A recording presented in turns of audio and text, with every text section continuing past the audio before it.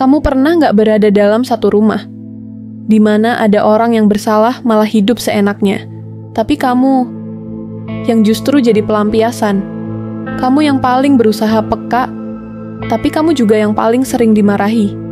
Kamu yang paling nggak bikin masalah, tapi kamu juga yang paling sering dimintai pengertian. Kadang, rumah sendiri pun nggak terasa seperti tempat pulang. Bukan karena nggak ada atap, tapi karena terlalu banyak beban yang bukan seharusnya kamu pikul sendirian. Ada tipe anak yang sejak kecil dimanjakan, semua serba dilayani.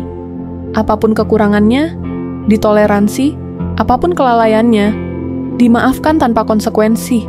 Sampai akhirnya dia tumbuh dewasa, bukan jadi orang yang tahu diri, tapi malah jadi pribadi yang egois, nggak peka, dan suka hidup seenaknya. Mereka tinggal di rumah orang tua, tapi nggak pernah ikut bayar listrik, air, makanan, pakai motor orang tua, rusak nggak diperbaiki, pakai mobil, bensin pun nggak pernah isi, semua difasilitasi, tapi nggak pernah ada inisiatif untuk bantu balik. Dan ironisnya, istrinya pun sama, nggak peduli, nggak tahu malu. Orang tua mereka sudah tua, sudah lelah, tapi tetap saja nggak bisa bersikap tegas, curhatnya ke kamu. Kakakmu itu nyebelin banget, cuma tahu enaknya aja. Papa capek, mama kesel, semua ditanggung kita.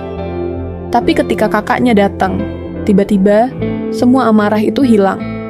Ngobrol biasa, bahkan masih dimasakin, dilayani. Kamu bingung, kenapa nggak disampaikan langsung? Kenapa harus aku yang jadi tempat semua amarah ditumpahkan? Kamu bukan sumber masalahnya, tapi kamu yang jadi korban emosinya. Yang paling menyakitkan bukan cuma soal capek bantu-bantu, tapi soal rasa nggak dihargai. Kamu bantu bersihin rumah, kamu yang urus ini itu, tapi kamu juga yang paling sering dibentak saat orang tua sedang kesal. Mereka seolah menganggap kamu paling kuat, padahal kamu juga manusia. Kamu juga punya batas, mental kamu pelan-pelan rusak. Karena kamu merasa, kenapa aku yang paling ngerti harus juga jadi pelampiasan? Kadang, dalam keluarga, nggak semua hal bisa kita ubah. Ada yang sudah terlalu nyaman hidup tanpa tanggung jawab.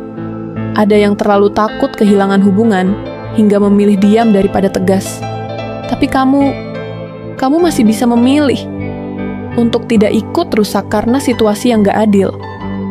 Kamu bisa memilih untuk tetap bantu orang tua, tapi juga menjaga batas. Untuk tetap sabar, tapi tidak harus jadi tempat semua emosi ditumpahkan. Untuk tetap tinggal, tapi tidak perlu terus mengalah tanpa suara. Lalu apa yang bisa kita lakukan?